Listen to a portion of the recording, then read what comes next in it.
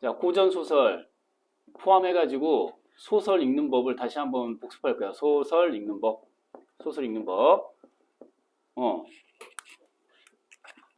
영선님, 왜 우리 읽어야 되죠? 소설을 왜 읽는 거야? 소설을 읽는 목적이 뭐야? 왜 읽는 거죠? 교양 쌓기야, 문제 맞히기야. 문제 맞히기. 정답을 맞히기 위해서 읽는 거야. 그치? 읽는 방법을 알려면은 출제 원리를 알아야 되겠죠. 출제 방법을 알아야 되겠죠. 그쵸? 그래서 출제되는 패턴, 유형을 알면 된다. 이거 패턴, 출제 패턴. 그래서 패턴을 알면은 패턴을 알면은 읽는 법도 알 수 있다. 이거죠. 패턴에 맞춰서 읽어라. 이런 얘기도 되는 거죠. 패턴에 맞춰서 읽어라. 이런 뜻이 패턴에 맞춰서 읽어라. 고전 소설은 현대 소설과 마찬가지로 네 가지 패턴이 있어요. 몇 가지? 네 가지. 유형이 네 가지가 있단 말이에요. 시험에 나오는 유형이 네 가지가 있어요. 자, 그래서 첫 번째는 항상 물어보는 게 이제 서술상의 특징 물어보는 거거든요. 서술상 특징, 표현상 특징이야, 서술상 특징이야. 시는 이 표현상 특징이라고 나오는데 소설은 서술상 특징이라고 물어보는 거지, 그렇지? 서술상 특징에는 뭐가 있죠? 성규님, 소설의 서술상 특징에는 뭐가 있어요? 뭘 물어보는 거야? 일단은 서술자의 위치를 뭐라고 하죠? 서술자의 위치는 시점이라 합니다. 서술자가 작품 속에 있으면 1인칭, 밖에 있으면 3인칭. 시점을 물어본다랄지 아니면은 구성 방식에 대해서 물어본다랄지, 맞죠? 시점이나 구성 그리고 등등등에 대해서 물어보는 첫 번째 문제 유형이 있어요. 그 다음에 두 번째는 자, 인물에 대해서 물어봅니다. 인물. 자, 빨간 펜. 요즘에는 이 2번으로 바로 건너뛰어 버리기도 해요. 그래서 화살표를 2번 위에다가 이렇게 위에서 아래로 만들어 주시면 좋을 것 같고요. 어서라. 그래서 1번 건너뛰고 2번으로 바로 들어가는 트렌드가 또 있어요. 요즘에는 소설이 수능에는 몇 지면 나오죠? 전체 문학 4개 중에 소설은 절반, 2개, 현대소설, 고전소설 이렇게 2개가 나오는데 이 고전소설이든 현대소설이든 둘 중에 하나 정도는 바로 인물을 물어보래요. 서술상 특징 건너뛰어버리고 요즘 트렌드가 그래요. 안 물어보는 수도 있다. 한 지문 정도는 둘 중에 하나 안 물어본다. 그럴 수 있다. 자, 그 다음에 인물에 대해서 물어본다라고 했는데 인물에 대해서 물어보는 건 다시 두 가지로 세분화될 수 있어요. 몇 가지? 두 가지. 그래서 인물의 내적인 정보, 인물의 외적 관계, 내적인 정보, 외적인 관계. 그래서 내적인 정보에 대해서 물어보면은 주로 이제 심리 상태에 대해서 물어본다거나 이렇게 되겠죠. 그 외적인 정보라고 하는 것은 이제 관계에 대해서 물어보는 거죠. 어떤 관계에 있느냐? 자, 서로 치고받는 관계냐? 아니면은 서로 도와주는 관계냐? 뭐 이런 거죠. 그래서 이렇게 또 적어 보시고요. 내적 심리, 외적 관계. 이렇게 이제 물어보는 거야. 둘 중에 하나를.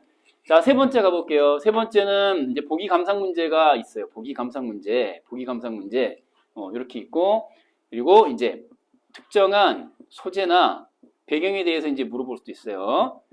순서상 3번이 4로 내려와야 하는데, 순서상 3의 보기가 4의 소재 배경 자료로 가는 게 맞아요. 순서는 그래요, 원래. 그러나 왜 3번에다가 보기를 넣느냐? 이게 반드시 나오는 유형이고 중요한 유형이니까. 소재나 배경은 이제 부분적으로 나올 수 있는 것인데 이 배경에 해당하는 건 다시 빨간 펜으로 밑줄을 긋고 시간적인 배경이 있고 공간적인 배경이 있다 정도는 우리가 알고 있잖아요. 그렇죠? 시간적 배경, 공간적 배경 이렇게 됐죠? 그리고 별표 변화. 요즘 트렌드의 트렌드. 배경에 대해서 엄청 자주 물어봐요. 자주 물어본다고. 예를 들면은 똑같은 공간인데 A 밑줄 또 똑같은 공간 B 밑줄 하고 같은 공간 A와 B가 앞에 A, 뒤에 B, 앞에 A, 뒤에 B 이렇게 나온단 말이야. 그러면 앞에 동일한 공간인데 A와 동일한 공간인데 B가 기능이 달라요. 기능이. 그 앞쪽에 있는 A는 뭐야? 뭔가 걱정하고 근심하는 공간이다. 그러면 뒤쪽에 있는 B는 인정받고 사랑받는 공간 이렇게 될 수도 있거든요. 그러니까 요즘 트렌드가 그거다. 같은 공간, 다른 기능. 뭐라고? 같은 공간, 다른 기능. 이렇게. 그게 이제 시험에 자주 나와요. 시간도 마찬가지. 이튿날, 3년 전. 똑같은 3년 전인데, 이게 또 서로 다른 기능을 할 수도 있고. 아니면은 시간 A, 시간 B 서로 다른 시간인데 같은 기능을 할 수 있고. 하여튼 뭐 그런 거야. 트렌드가 이래. 배경에 대해서 물어보는 게 요즘에 핫한 문제 유형이에요. 알겠죠? 이거 기억해야 돼. 자, 문제가 이렇게 나오기 때문에 읽을 때 패턴에 맞춰 읽어라 이거거든요. 패턴에 맞춰 읽어라. 한마디로 두 가지 정리할 수 있어요. 한마디로 둘로 나누어 설명할 수 있다. 간단하게. 제일 중요한 유형이 무엇일 것 같아? 2번이야, 2번. 빨간 펜. 2번이 제일 중요해요. 2번이 1번을 결정하고 3번을 결정하고 4번을 결정하는 거거든요. 그러니까 2번 인물에 대해서 묻는 것이 소설 문제의 코어다, 핵심이다, 에센스다. 정확하게 딱 그 녀석을 중심에 두고 문제를 풀게 하는 거거든요. 문제를 출제하게 돼 있어요. 이걸 기억해야 돼, 이거. 그렇기 때문에 인물이 제일 중요한 것인데, 자, 이 인물이라고 하는 게 특정한 시간 속에 있는 인물이고 특정한 공간 속에 있는 인물이기 때문에 시간, 공간 무시하고 인물 문제 낼 수 없거든요. 동시에 또 인물의 아까 내적 심리 상태라고 했는데 이걸 정서라고 바꿔 말할 수도 있겠죠. 특정한 정서, 감정, 상태. 그리고 이 외적 관계에서 어떤 관계를 맺느냐라고 하는 거는 인물 상호 간의 태도가 되겠죠. 태도. 그쵸? 인물 외적 정보라고 하는 거는 관계, 태도의 문제가 되는 거야. 그래서 문제 풀 때, 자, 색깔 다른 걸로. 시간, 공간, 괄호 처리하는 읽기 방식. 알겠죠? 시간, 공간, 괄호. 그 다음에 정서, 태도, 밑줄, 긋는, 읽는 방식. 이게 이제 훈련이 돼야 돼요. 앞으로 여러분들이 이제 수능 볼 때까지 몇 달 남았어요? 11개월 남았잖아요. 12개월이 아니에요, 여러분. 11월 달에 시험 보니까 11개월 남았거든요. 근데 그 11개월 동안 꾸준히 반복 훈련해서 체득을 해야 된다. 체화를 해야 된다. 그러니까 문제를 풀 때 이렇게 해야겠다는 생각이 들지 않을 때까지 반복 훈련이 필요해. 무의식적으로 내 손이 먼저 괄호 처리하고 내 손이 먼저 밑줄 긋는 그런 상태에 놓이게 여러분들이 계속 반복 훈련해야 되는 거. 이해돼야 안 돼요? 이해되죠? 그게 필요해. 자, 근데 여기까지가 이제 기본이야. 시간, 공간, 괄호, 정서, 태도, 밑줄 이렇게 하고 난 다음에 이건 뭐라고 그랬죠? 풀이 중이야, 풀이 후야. 문제 풀 때거든. 풀이 중에. 문제 푸는 가운데 이렇게 하셔야 되는 거야. 이렇게 시간, 공간, 저렇게 정서, 태도에 체크하는 지문에다가 체크하는 연습 필요하다는 얘기고 풀고 나서 그러면은 풀이 후에는 뭘 해야 되는 거냐? 풀이 후에는 반드시 뭘 해야 돼? 작품 분석표를 작성하셔야 됩니다. 뭐라고요? 작품 분석표. 작품 분석표를 사후 처리 방식으로 꼭 체크하셔야 돼. 독서 지문 정리하듯 소설 지문 정리하자. 이거거든요. 독서 지문 정리하듯이 소설 지문도 풀이 후에 풀고 나서 반드시 표를 작성하는 것으로 반복 훈련 필요하다. 이렇게 선순환이 될 수 있도록 이제 빨간 펜. 선순환이야, 악순환이야? 선순환. 작품 분석하고 나서 문제 풀 때 또 기호 체크하고 문제 풀고 나서 다시 작품 분석하고 이렇게 선순환이 될 수 있도록 하면 제일 좋다 이거예요. 선순환이 될 수 있도록. 작품 분석하는 이유가 뭐야? 분석하는 이유는 기호 체크 잘하자를 목표로 하는 거예요. 이렇게 자꾸 써봐야 쓰기가 목적이 되면은 중간에 읽는 효과가 나올 수 있거든. 읽었을 때 바로 눈에 띄는 효과. 나중에 이제 어떻게 되냐면은 시험 현장에 갔을 때 고사장에서 아무런 생각이 없이 풀게 되거든요. 와 하면서 내가 문제를 풀었는지 시험지가 나를 잡았었는지 내가 문제를 풀었는지 정신이 하나도 없거든요. 그 상태에서 그냥 몸이 기억하는 대로 저절로 풀게 만들어야 되거든. 근데 이제 좋은 습관, 그쵸? 좋은 습관, 이게 오답을 최소화할 수 있습니다, 여러분. 좋은 습관. 고사장은 무의식으로 여러분들이 헤쳐나가는 공간이거든요. 무의식. 자, 근데 오늘 이제 첫 시간이에요. 고전소설 어떻게 헤쳐나갈 거냐, 인 건데, 고전소설 패턴에 맞추어 읽는 방법 알려드렸고, 동시에 이제 주제가 또 중요해요. 지금 여기 목차에 내가 정리해 놓은 게 뭐야? 고전소설에 자주 나오는 주제, 고전소설, 고소의 빈출 주제거든, 빈출 주제. 5가지로 정리해 볼 수 있어요. 몇 가지? 5가지. 이것도 알고 있으면 좋아. 문학은 감점제로 시간 단축이거든요. 뭐라고요? 감점 제로, 시간 단축. 감점 제로, 시간 단축. 그러니까 감점 없고 시간 단축이 되려면은 네가 나올 수 있는 모든 주제를 섭렵해 두는 게 필요해요. 오케이? 그래서 이제 가장 잘 나오는 1번부터 5번까지 이 5개 주제에 완전히 딱 체득을 해두면은 어떤 작품이 나와도 대충 이런 주제겠구나라는 거를 예상을 할 수가 있거든요. 오케이? 자, 그래서 갑니다. 첫 번째, 가정이야. 고전소설 빈출 주제 첫 번째, 가정. 자, 오른쪽에 따라 적는 거야. 가정소설 그러면은 1번, 2번, 3번. 그리고 이제, 자, 색깔 다른 거. 빨간 펜까지는 아니고, 3번 앞에다가, 자, 이렇게 V자 표시 한번 해주시고, 두 가지 주제는 이제 대체적으로 이제 나이 드신 분들이 가르치면은 가정소설에는 두 가지 세부 주제가 있어 라고 끝나거든요. 근데 나는 젊은 사람이니까 하나를 추가하는 거예요. 트렌드를 반영해야 되니까. 자, 1번, 2번은 자, 일단 많이 들어봤을 거예요. 가정 내에서 벌어지는 갈등 기준으로, 그쵸? 박힌돌, 퍼스트 레이디, 첫 번째 와이프, 박힌돌, 처와 그 다음에 첩 사이의 갈등 문제, 그쵸? 처첩 대전이 있죠. 처첩대전, 처첩대전. 처와 첩 사이의 갈등 문제, 대표적인 작품 뭐 있어? 사시남정기가 있죠. 사시남정기 들어본 적 있잖아, 그치?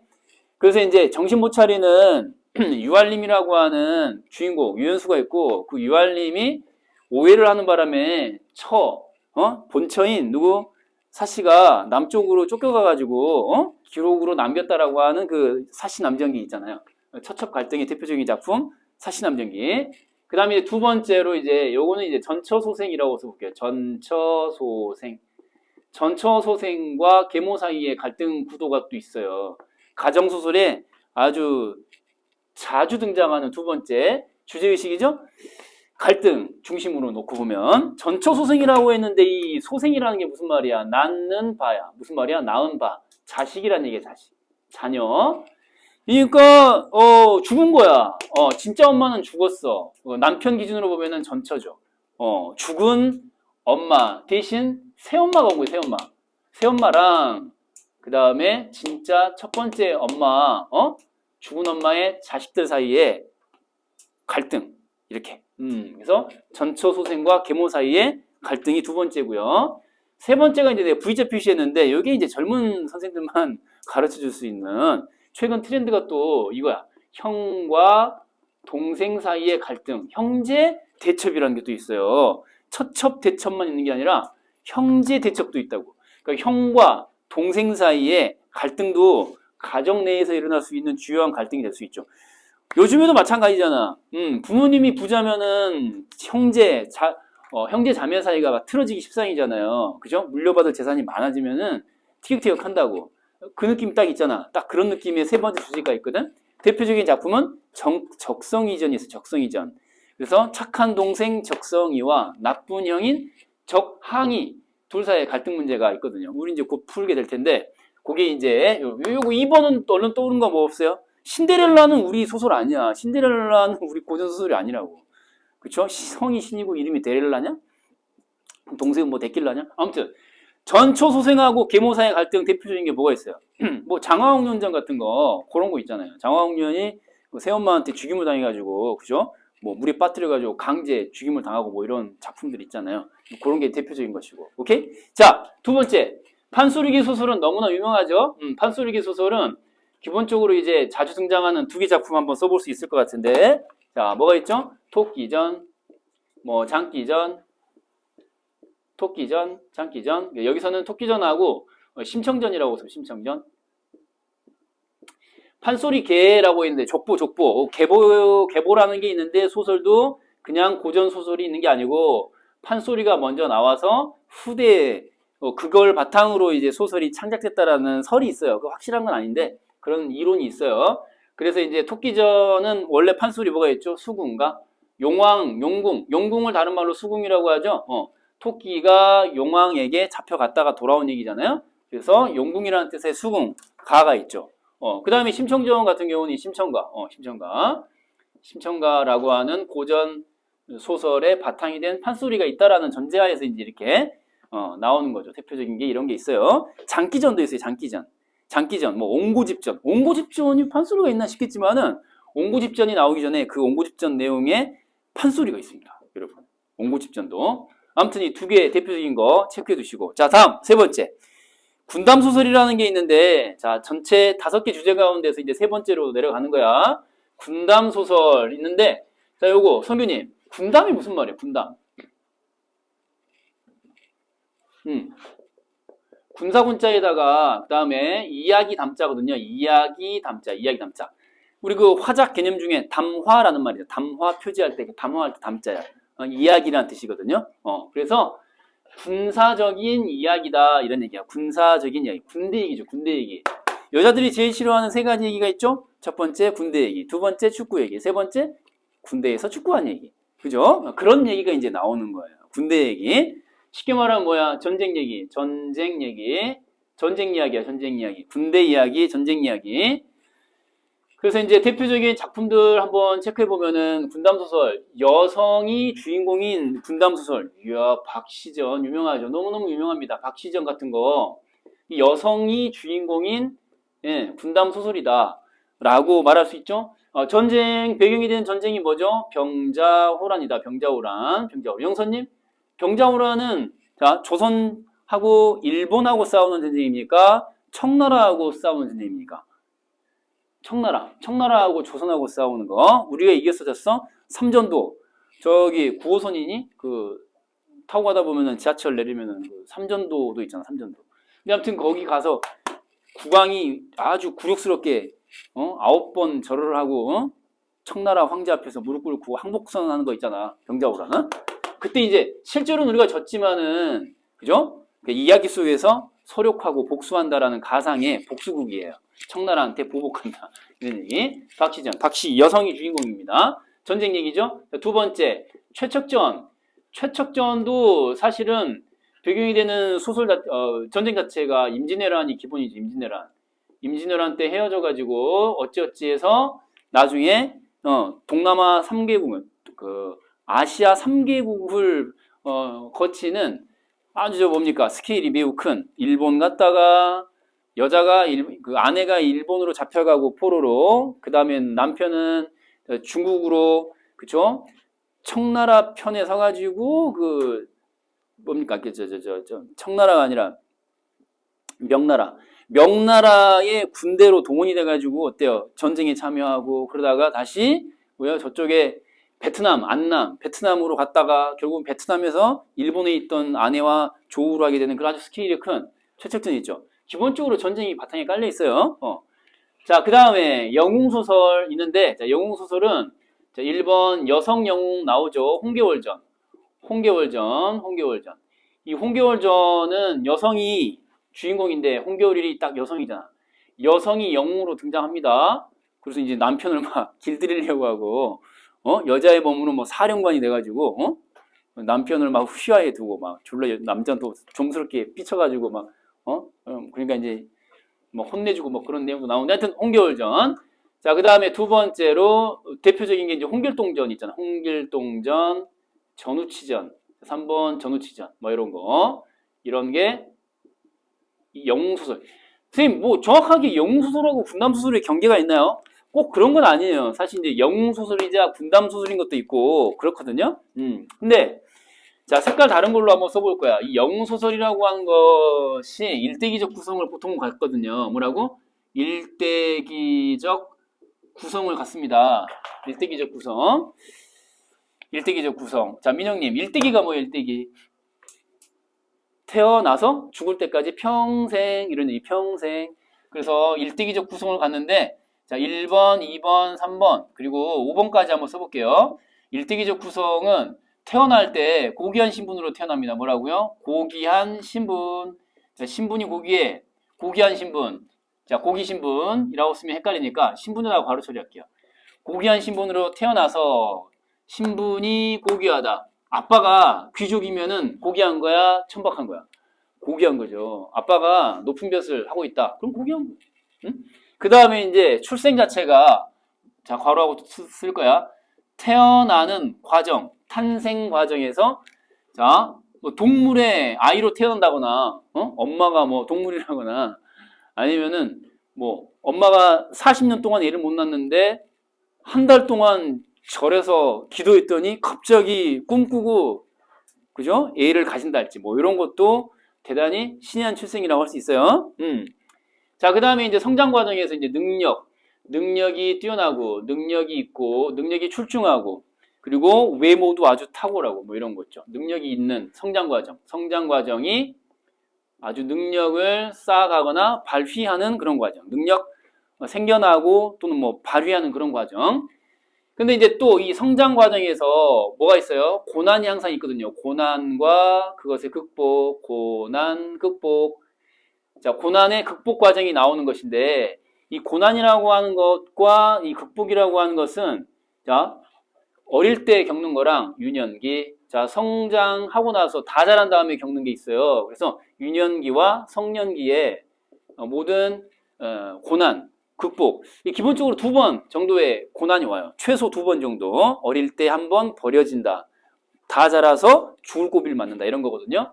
그러면서 항상 그 유년기와 성년기에 조력자가 등장한다. 조력자. 보통은 뭐 산신령이랄지 아니면 무슨 도사랄지 아니면 최소한 뭐 무슨 승상 자리에 있는 높은 벼슬의 인간이랄지 뭐 이렇게 대체로 초월적 존재가 조력자로 많이들 등장하죠. 아니면 높은 신분이거나 이렇게 알겠죠? 초월적 존재 또는 높은 신분의 조력자가 등장을 한다. 대체로 도사나 무슨 승상 이렇게. 그리고 나서 이제 행복하게 해피엔딩. 이런 정도로 이제 여러분들이 영웅소설 그러면은 일대기적 구성으로서 5단계 정도는 머릿속에 저 연상할 수 있어야겠죠. 그죠? 자, 다음. 마지막 이제 5번째 주제, 고전소설, 빈출 주제, 5번째, 애정소설이 있어요. 그 애정소설 그러면은 우리가 대표적으로 알 수 있는 게 이 베비장전이랄지, 베비장전. 자, 기생한테 푹 빠졌다가 창피당하고 정신 차린 얘기.